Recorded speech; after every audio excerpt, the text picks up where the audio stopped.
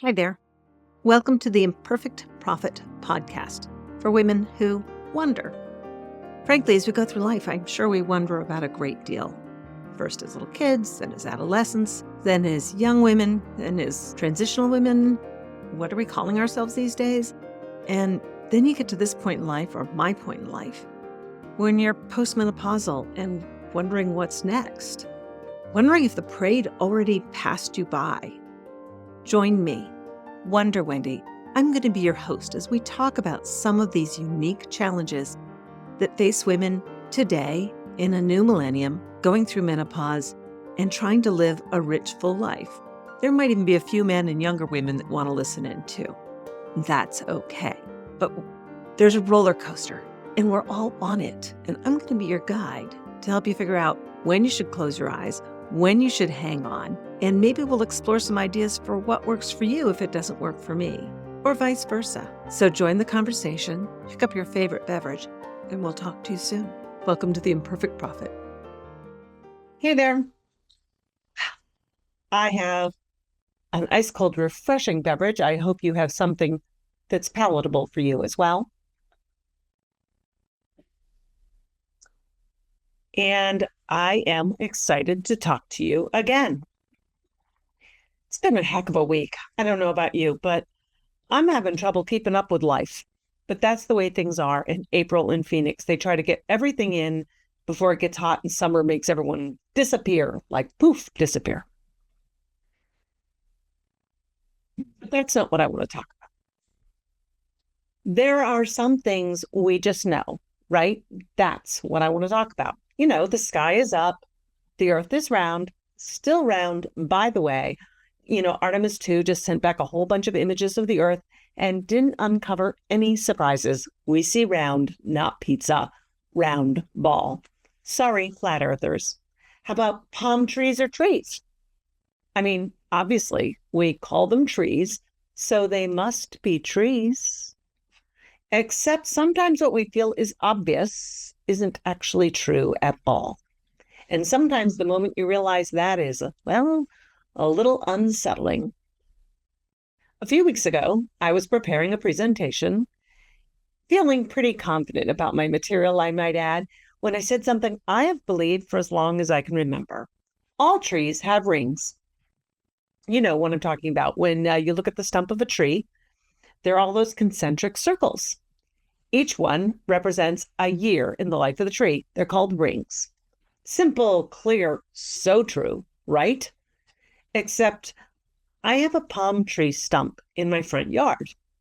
I'm working on this presentation. I've just said all trees have rings. And I looked at the palm tree stump. No rings. None. Just kind of a stump. You know, there's maybe a slight aura on the outside. I mean, a slightly different shade, but not rings by any measure. And I stood there stupefied, staring at this stump like it had personally betrayed me, because now I had a problem. If this is a tree and trees have rings, why doesn't this tree have rings? Is it my palm tree? Do I have a defective palm tree stump? I mean, how am I going to define this?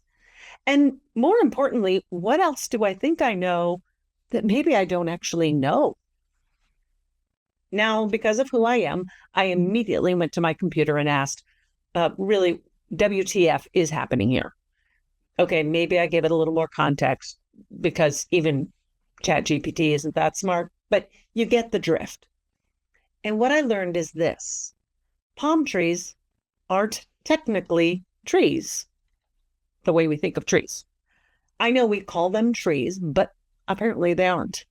They don't grow the same way. They don't produce rings. They don't follow the rules I had confidently assigned to every tree. So even though we call them trees, they don't behave like the trees that I thought I knew to be trees. They're actually more like big plants. So that trunk is really a stem. And so from now on, I'm just going to call them dinosaur plants. They're not really palm trees, they're palm dinosaur plants. Now, I assumed that they were trees because, well, we called them trees, but they aren't. I was wrong. See, I've just recorded that all you people who say, I think I'm always right, I know I'm not always right. And I just recorded that. So your truth is now shifted. Anyway, that's where this gets interesting, because that little moment in my front yard sent me straight to, well, a bigger realization. We do this all the time, not just with trees, but with people, with our relationships, with our lives. We decide something is true. Like I just said, you always think you're right. Well, I don't always think I'm right. As a matter of fact, sometimes I know I'm wrong. But once we have this truth, and I'm going to use big old air quotes on that truth, we stop checking. We stop asking questions. We stop being curious. And you know, I love curiosity. And over time, that assumption hardens into what we presume is a fact, set in stone, immovable, unchangeable, at least in our own mind. We know we're right. We're ready to die on that hill because we know we're right. We get into arguments over things that in the grand scheme don't even really matter. But what if you aren't right? Or what if you are right and so are they? Not because one of you is wrong. One of you doesn't have to be wrong, because each of you are seeing a different part of the same thing. So if I call that a palm dinosaur plant, I'm not wrong. And if you call it a palm tree, well, we've always called it that, so you're not wrong either. Two perspectives, two experiences, two stories existing in the same space, both feeling really true and really easy to defend. A few months ago, I would have confidently told you that palm trees are trees. And now, oops. You know, when something like that happens, something small or something big, suddenly we realize the story we've been telling ourselves isn't the whole story. For me, one of those moments, blah, blah, blah, I'm so excited to tell you the story. I can't even keep up with my mouth, or my mouth can't keep up with my brain. Happens a lot. But one of those moments, revealing a new truth, came after around 10 years of marriage to my husband. 10 years. For 10 years, I believed something very simple about my husband. I believed that peas were the only vegetable he liked. That was the story. That was the truth. And then one day, after almost 10 years of marriage, it came up in conversation. And I realized he doesn't like peas, like at all. He tolerates them. But really, this felt like a small betrayal. I mean, 10 years. So naturally, I did what any reasonable person would do. I am going to validate my point of view. I called our daughters. I conducted a survey. Hey, could you tell me what's Skip's favorite vegetable? Every single one. Peas. All of us so confident, and all of us so wrong. Because if he doesn't like peas, I can't tell him he does. I'm just confused because he's never given me any signals. Wow. How could we all have had it so wrong? Turns out that's why he eats them with applesauce. I know it sounds weird, but he puts applesauce on his peas. I've never seen anybody do that before. And I thought he did it to keep them from rolling on the plate and make them easier to eat. Strange to me, but that's his thing. Turns out he's been adding applesauce to give them a flavor he enjoyed. He thought adding applesauce made peas more palatable. Wow.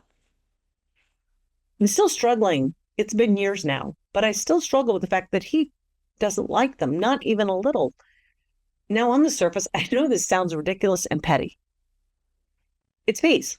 Who cares? But I'd been serving the family peas for 10 years because I thought it was the only vegetable he liked.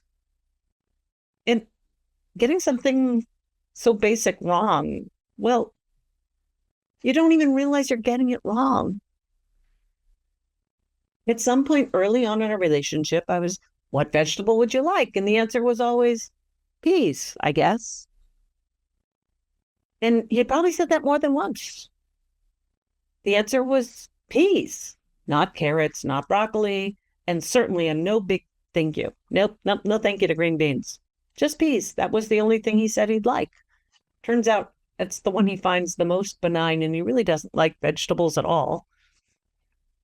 But somewhere along the line, I turned that into a fact. The only vegetable he likes is peas. Truth is, he doesn't like most vegetables, and I could have been serving a variety of vegetables for years. We always had peas in the freezer. I think I stopped offering other choices because I thought that's all he wanted. Did I mishear it? Maybe I just filled in a blank. And instead of staying curious like I decided I knew. I stopped asking. And once I decided I knew, I stopped paying attention. It's confirmation bias. When we see what supports the story we already believe, and we filter out everything that doesn't fit that narrative. Not because we're trying to be wrong. Who tries to be wrong? Okay, some people seem to, but no, we aren't trying to be wrong. But unfortunately, our brain loves efficiency. It loves a good, clean, easy story. Filed, no further investigation required. He likes peas done. Except reality is rarely that simple. And people are almost never that simple. And this is where it gets a little more tender. Because this isn't just about vegetables. This is about the way we see each other. We think we know someone. We think we understand them. We think we've got them figured out. And maybe in some ways we do. But in other ways, we're filling in gaps that we don't even realize are there. We're making meaning out of moments and calling it truth. We're still looking at a palm tree, aka the dinosaur plant, and calling it something it isn't. And in that case, we all agree, palm tree, except for me, who now calls it the palm dinosaur plant. But while the misunderstanding is small, it's not hard to imagine how it becomes something much bigger. What if my husband had decided that I didn't understand him because he was eating peas for years and he didn't really like them? What if I had felt betrayed because he never said, hey, hon, can we have a different vegetable? Now take out peas, take out vegetables, and fill in that blank that's left. Vacations, movie choices, sex. That list goes on, filled with assumptions and misunderstandings. And here's the part that really stopped me. Both things felt true to me. It was true that I believed he liked peas. And it was also true that he did not. Two completely different realities existing in the same relationship at the same time. So, what is truth then? Is it what we believe? Is it what we experience? Is it what is objectively fact? Or is it possible that sometimes what we call truth is just familiarity, just repetition, just a story we've told ourselves often enough that it starts to feel like certainty? And if that's the case, then the real question becomes, where else are we doing this? Where in your life have you decided something is true and stopped being curious about a person, about yourself, about what you're capable of, about what's possible? Because the consequences of what we believe are so real. They shape how we show up. They shape how we love. They shape what we try and what we don't. If I believe something about you, I will interact with you based on that belief, whether it's accurate or not. If I believe you're, shall we say, uptight, I might edit the wilder parts of myself to fit what I think our relationship needs. And meanwhile, maybe you're craving that part of me, the part I've been holding back, the part that lets you loosen up. And if I believe something about myself, well, last week we talked about this, how the stories we tell ourselves, especially the I can't ones, have a way of becoming self-fulfilling. If you didn't listen to last week's episode, go back and listen to it. So maybe this is where we bring a little more intention into our lives.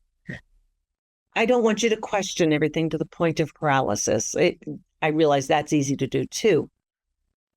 But stay curious. And when you're tempted to say, that's wrong, ask yourself why you believe that. Ask yourself why they might believe something diametrically opposed to your truth. Take the time to notice when something doesn't quite line up. When palm trees don't have rings, ask a question.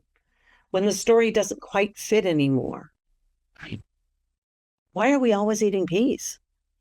When something inside you says, wait a second,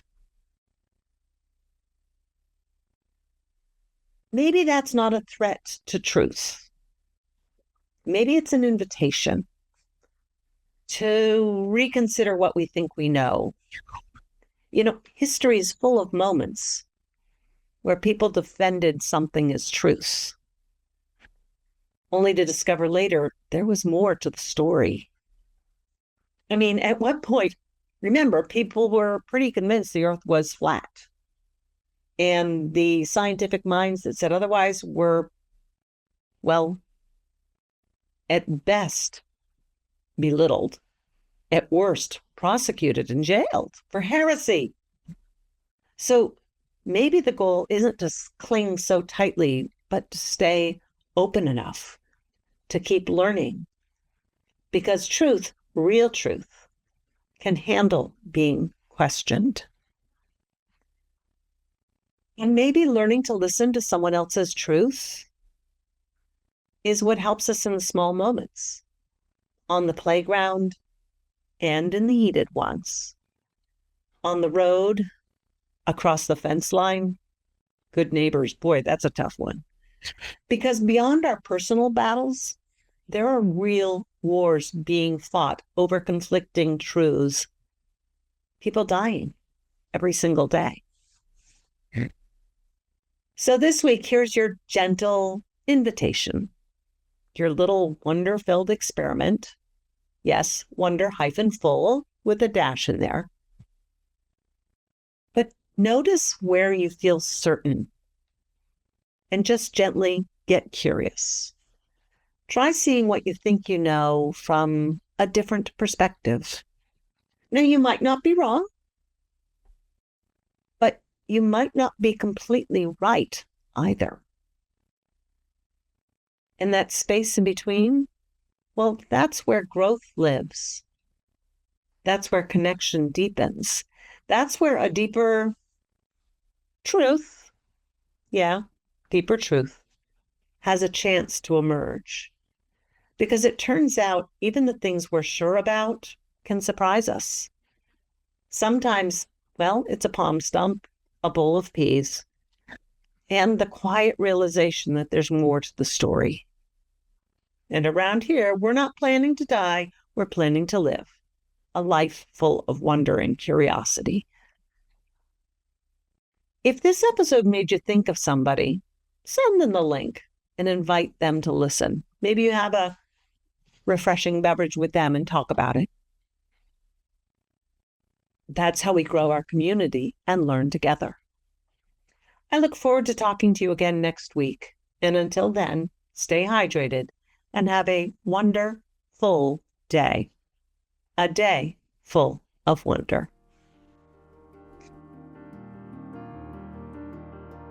Like what you heard here today? Then we should be friends. I suggest you join my Facebook group. It's a good way to connect. We can have a conversation. Ask me questions, whatever you want to do. It is called the Wonderful Bucket List Life. That's wonder-full bucket list life.